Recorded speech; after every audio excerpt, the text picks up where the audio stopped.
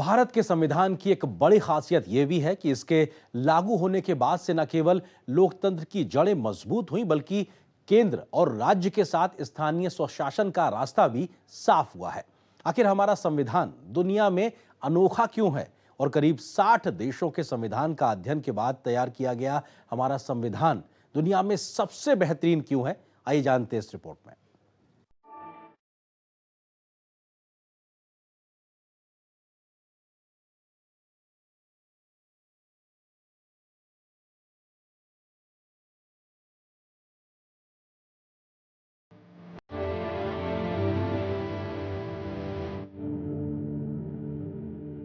भारतीय संविधान उसमें निहित तत्वों और मूल भावनाओं की वजह से दुनिया का सबसे अनोखा संविधान है।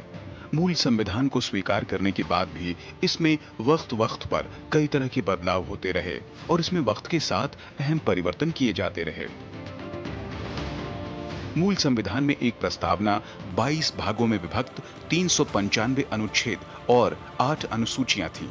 1951 के बाद से हुए तमाम संशोधनों के बाद मूल संविधान से करीब 20 अनुच्छेद और भाग 7 को हटा दिया गया और करीब 90 अनुच्छेद और 4 भागों 4A, 9A, 9B और 14A को जोड़ा गया, जबकि 4 अनुसूचियां यानी 9, 10, 11 और 12 को जोड़ा गया।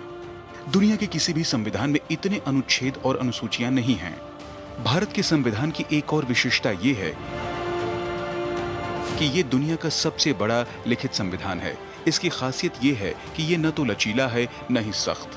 भारत के संविधान के तहत लोकतांत्रिक व्यवस्था संघात्मक भी है और एकात्मक भी। संविधान में संघात्मक संविधान की सभी विशेषताएं मौजूद हैं। साथ ही आपातकाल के दौरान केंद्र को अधिक शक्तिशाली बनाने के लिए भी प्रावधान निहित है। एक ही संविधान में केंद्र और राज्य दोनों ही सरकारों के कार्य संचालन के लिए व्यवस्थाएं की गई हैं। इसमें सिर्फ एक नागरिकता का प्रावधान रखा गया है। भारत सरकार का संसदीय रूप दुनिया में अनोखा है। देश में संसदीय संप्रभुता है तो न्यायिक सर्वोच्चता भी।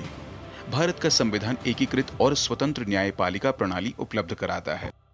संविधान देश के नागरिकों को मौलिक अधिकार देता है और उनकी रक्षा भी करता है। इसके अलावा संविधान के चौथे भाग में उल्लिखित राज्य के नीति निदेशक सिद्धांत भी दुनिया में अनोखे हैं। संविधान देश के नागरिकों को मौलिक अधिकार देता है तो उसके साथ साथ मौलिक कर्तव्यों का निर्वहन करने को भी कहता है। हमने रिजिडिटी और फ्लेक्सिबिलिटी दोनों को साथ लेगी। ये बहुत बड़ी विशेषता है हमारे संविधान की कि हम रिजिड भी हैं कहीं पर और कहीं पर बहुत फ्लेक्सिबल भी हैं। और इसी रीज़न से ये कहाँ से आता है? ये आता है इसलिए क्योंकि हमने किसी एक को अपना सोर्स नहीं माना। हमारे पास फॉरेन कॉन्स्टिट्यूशन से सोर्सेज हैं, ऑस्ट्रेलिया से हैं, यूएस से हैं, यूके से हैं, आयरिश कॉन्स्टिट्यूशन से हैं, इवन यूएसएसआर, उस समय यूएसएसआर हुआ करता था, यूएसएसआर से हैं, even Germany not current Germany, Weimar Republic, वो भी हमारा सोर्स रहा है। इवन साउथ अफ्रीका से हमारा सोर्स रहा है। इनके पीछे लॉजिक ये है कि इंडियन पिकुलियर कंडीशन है और उसके अनुसार हमें करना था। हमें प्रोग्रेसिव भी रहना था और हमें एक ऐसा संविधान भी बनाना था जो कि बिल्कुल इजीली चेंजेबल भी नहीं हो कि कोई नया रेजीम आए, कुछ भी आए तो चेंज हो जाए वैसे। तो एक कंटिन्यूटी एंड चेंज, ये इन दोनों को बैलेंस करना था और इसीलिए हमने बहुत सारे सोर्सेज से उनके अच्छे अच्छे फीचर्स लिए। कुछ चुनौतियों के बावजूद भारतीय संविधान देश के आम नागरिकों के साथ साथ पिछड़े तबकों, आदिवासियों और अल्पसंख्यकों को सुरक्षा और समानता की गारंटी देता है। हमारा संविधान देश को एक धर्मनिरपेक्ष राज्य बनाता है।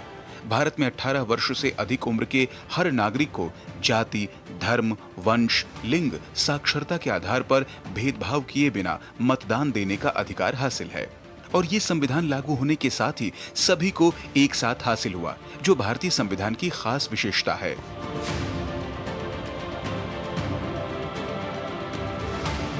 भारतीय संविधान में विधायिका, कार्यपालिका और न्यायपालिका की शक्तियों को अलग-अलग बांटा गया है।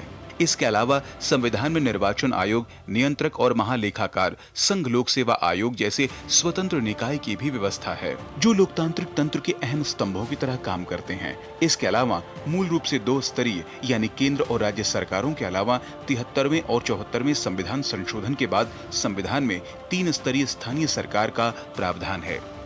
यह हमारे संविधान की अहमियत को और बढ़ा देता है। संविधान में देश की संप्रभुता, सुरक्षा, एकता और अखंडता को बनाए रखने के लिए भी विशेष प्रबंध किए गए हैं।